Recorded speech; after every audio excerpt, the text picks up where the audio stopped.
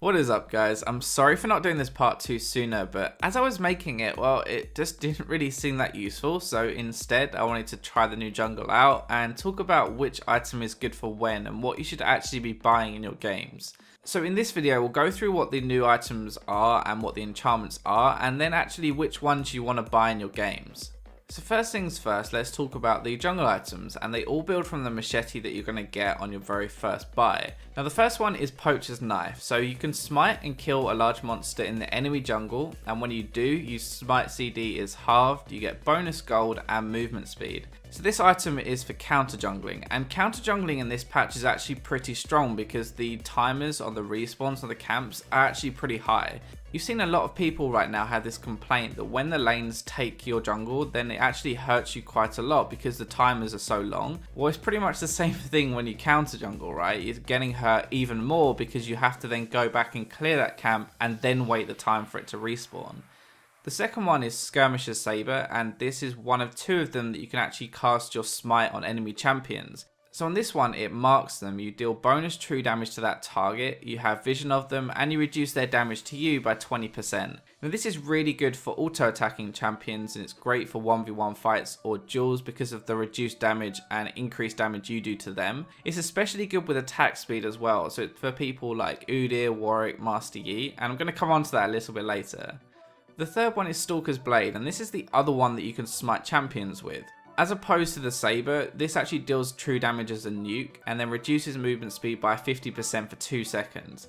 This is probably better for heavy gankers who just want to fight a lot and have burst damage, or just don't really have a gap closer naturally, so people like Kha'Zix, Lee, Jarvan, Rengar, that can work on them as well.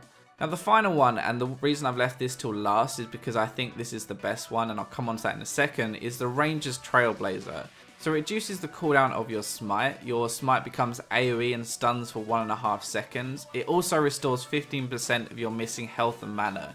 And this helps you clear faster, but it's a sustain that's really big. And it's not just a sustain, it's that you actually stun them for 1.5 seconds, right? So that is kind of giving you more health by not taking that damage from them. Now most people right now should be getting the Ranger's Trailblazer. It's the best all-round item and it kind of handicaps you if you don't get it, honestly. You clear faster, you take less damage, you heal yourself so that you don't have to base as much, which in turn lets you gank more and have more of an impact in the game. Now smiting people is fun and everything, but just ask yourself if you really need that extra damage or not. So like Lee Sin for example, before this patch you kill people early with your damage anyway, so you don't really need to smite them, so why wouldn't you just want to clear faster and be able to gank more by being more healthy? The exception to this is a Skirmisher's Saber for people who want to duel constantly and build attack speed. Now people like Master Yi, Warwick and Udyr benefit from this item so much that frankly they are pretty overpowered with it.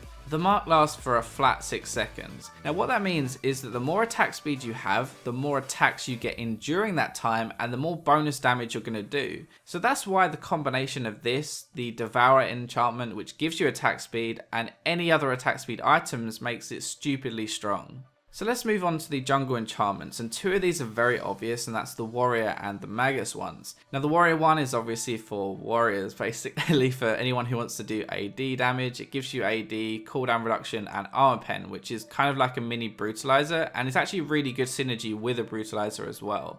These two are pretty standard, and if you do burst damage like Lee Sin, you can get a warrior one to do even more damage, and magus will be something like a fiddlesticks or an Amumu.